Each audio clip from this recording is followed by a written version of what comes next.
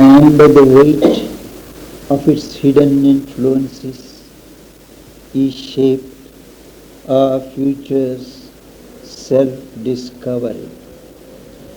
The past goes on exercising its influences from behind the curtain, and by the accumulated weight of these influences, the unveiling of the future is determined.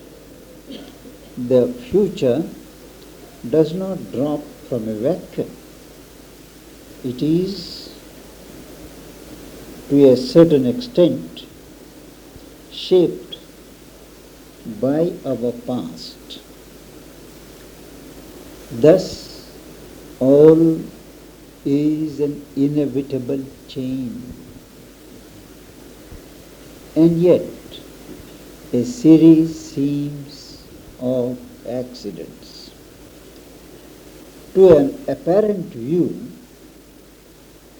life seems to be full of accidents, things which we do not anticipate, things which are not foreseen, things which are not logically deducible. All of them happen, and we say it is all a series of accidents. But should we look deeper, we find that there is a chain of events, one determining the next, and that issues from our past through the present to the future. So it is a chain determined by ourselves and not a series of accidents as the surface mind is prone to conclude.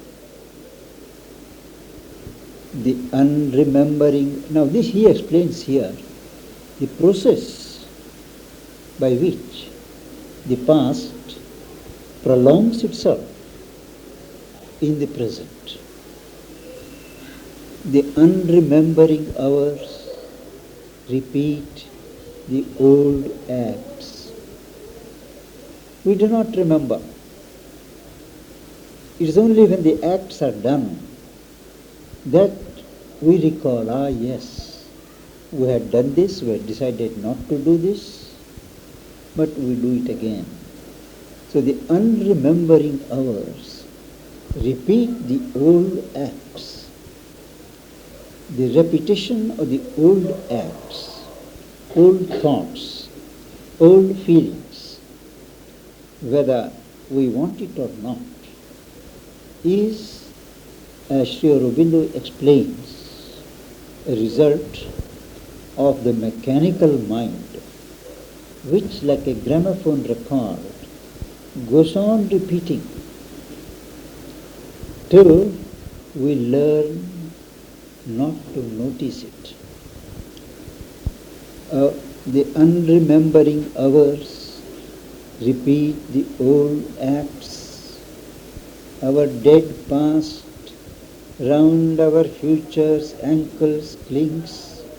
The future is imaged as a person walking, and at his ankles, below the knee, the dead past clings. We think it is dead. We think it is over. But something of it clings to the ankles near the feet and drags the feet backward and drags back the new nature's glorious stride. We think we have shaped a new future, new nature, and it is free to walk as it chooses.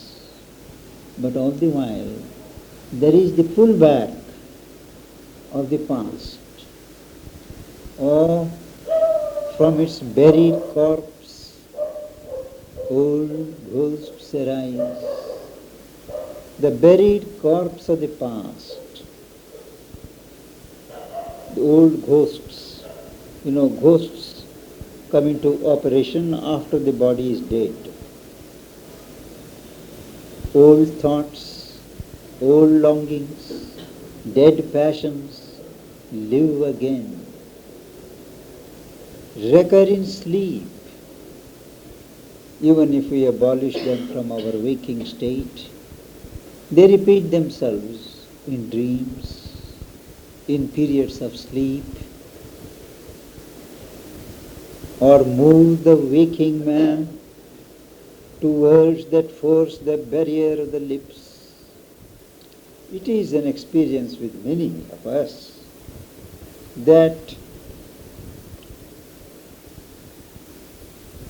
even though we do not want to say, certain words force themselves on our lips, and we suddenly realize, what have I said?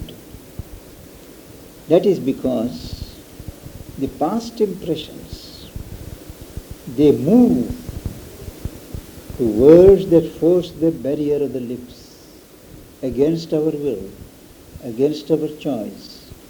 We are precipitated into uttering some things for which we leisurely repent afterwards.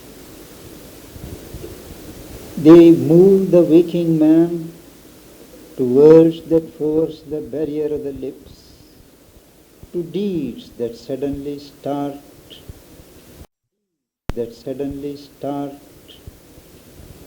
and overleap his head of reason and his guardian will. Suddenly man finds himself doing some action, some activity, without knowing it.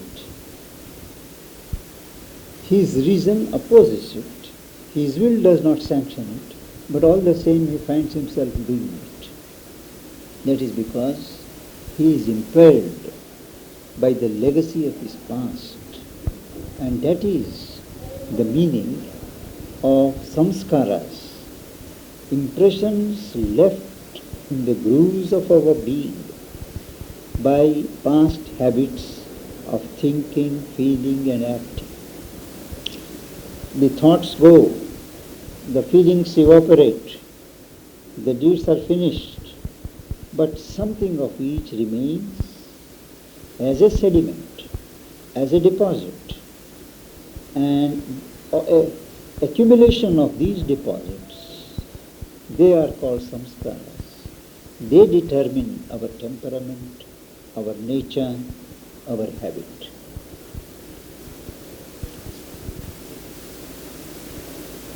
An old self lurks in the new self we are. True,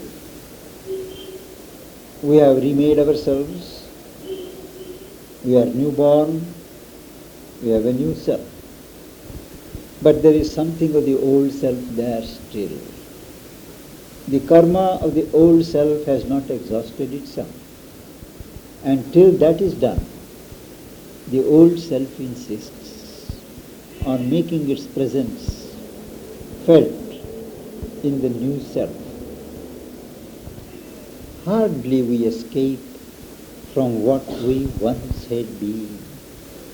Something pursues, something remains. In the dim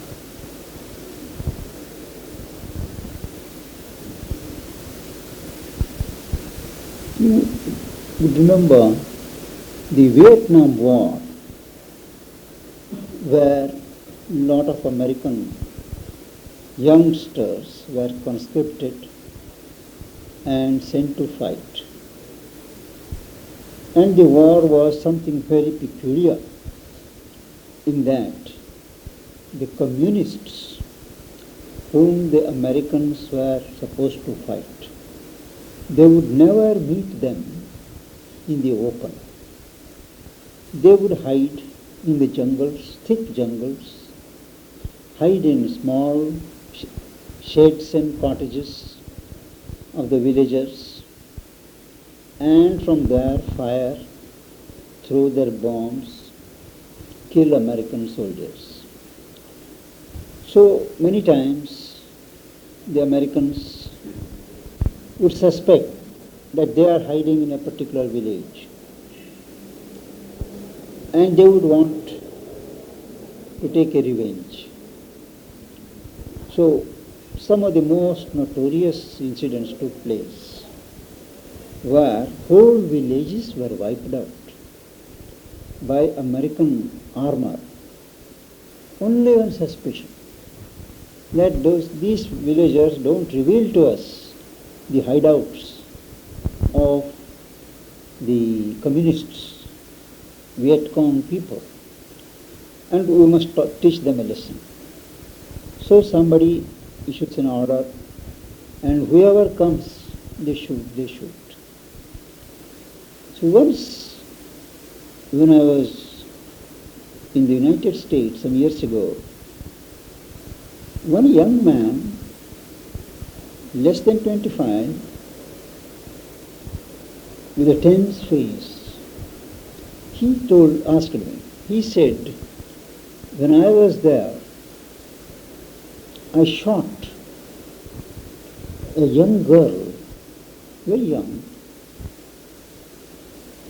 for no reason. Said she was looking at me and I just shot. That was the mood of the time.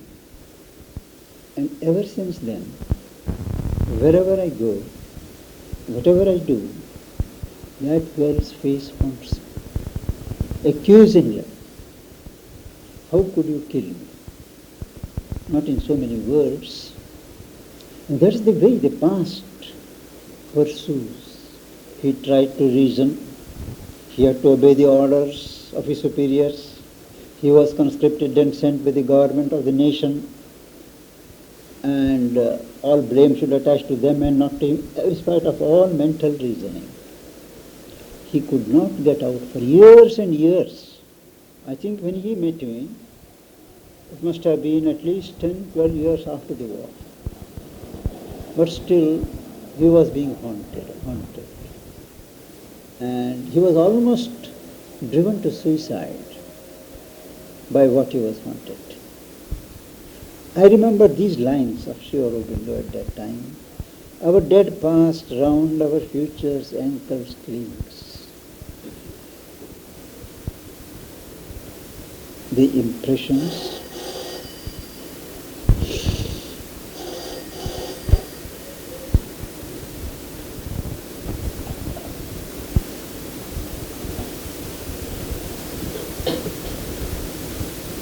hardly we escape from what we once had been.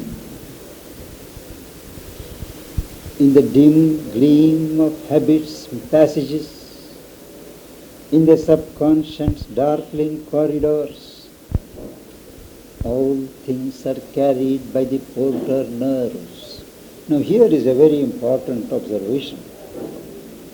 Now, the past from the subconscious, how does it send up its messages? How does it send up its intimations? In the subconscious, darkling, in the dim gleam of habit's passages. Habit digs itself, and habit forms a passage. Habit forms the road by sheer habit. Thinking of a thing again and again, recalling a particular scene once, twice, thrice, a habit is formed. So, in the dim gleam, vague, shady, sparkling light of habits passages where? In the subconscious darkling corridors, all things are carried, the past impressions, the past memories. By whom? By the porter nerves. Our nerves are the porters, coolies, who carry that burden of the past. That is why nerves are the most difficult part of our system to control and to cure. You may do exercises and things and acquire control over the muscles. You can acquire control over the mind. But the nerves, they are not quite physical. There is some subtle physical element in them. And they defy all control in the least unexpected moment, in the least expected moment. The nerves give way, the nerves throb, and you are unnerved. So, nerves, they are the porters who carry all these messages, and nothing checked by the subterranean mind. The subconscious mind does not stop them. It is like a customs, whether it is correct and then allowed to pass. Our conscious mind does that. But the subterranean mind does not check these goods which come from the subconscious. Unstudied by the guardians at the doors, the sentinels at the doors do not bother to study them, and passed by a blind, instinctive memory. There is a memory which does not reason. It is there, it lets it out. Instinctive, blind memory. So all these policemen do not stop it. So what happens? The old gang dismissed from our waking state, the old gang of our wrongdoings, old cancelled passports serve the act. Nothing is wholly dead that once has lived. Anything that has lived once, it may recede from the scene, it may fade from your memory, but it is not wholly dead. Somewhere, some element lives, and that can come up at a most inconvenient moment. In dim tunnels of the world's being and in ours, the old rejected nature still survives. Dim tunnels, the unconscious, the semi-conscious regions of our individual being and in the collective being of the world, old rejected nature still survives. We may be clever enough to cover it up. We may be conscious enough to refuse to listen to its pressures. But the corpses of its slain thoughts raise their heads.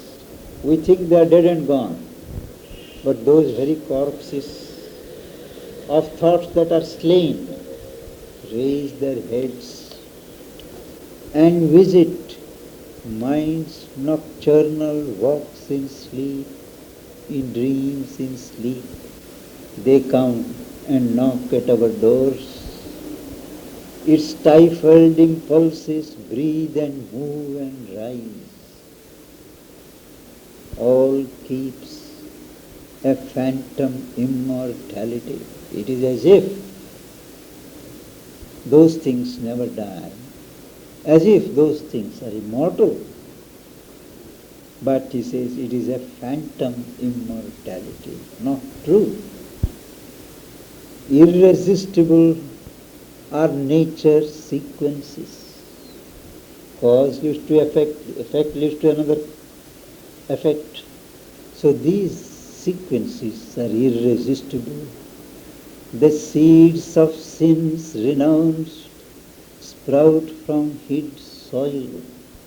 We may renounce sins from today, but the sins perpetrated till today, those seeds are there hidden in the soil of the subconscious, and they sprout The evil cast from our hearts, once more we face. We may have rejected that from our waking heart and thought, but again and again we are brought face to face with it, so that we may be sure we have eliminated it as much as humanly possible. Our dead selves come to slay our living soul. A memorable line. Our dead selves, because in so many births, each life we have a self, say. So many previous births, all those dead selves form an army and come to slay our living soul. It is, we are our own enemies. A portion of us lives in present time. All of us is not living in the present time. A secret mass in dim inconscience gropes. A secret mass of our body, of ourselves, gropes without direction in the inconscience. Out of the inconscient and subliminal arisen, we live in mind's uncertain light, and even that part of us which has arisen from the inconscient and the subliminal lives in the uncertain light of the mind. The mind can never be sure of its light, can never be sure of its judgment, but we have to live in that. And in that uncertain light, and strive to know and master a dubious world. We try to get control over a world which itself is dubious. Means whose meaning, whose significance, whose direction is doubtful. You can't say definitely it is this. That is a dubious world whose purpose and meaning are hidden from our sight. So within ourselves, around ourselves, everywhere, there is lot of uncertainty, lot of things beyond our control. Above us, what about above?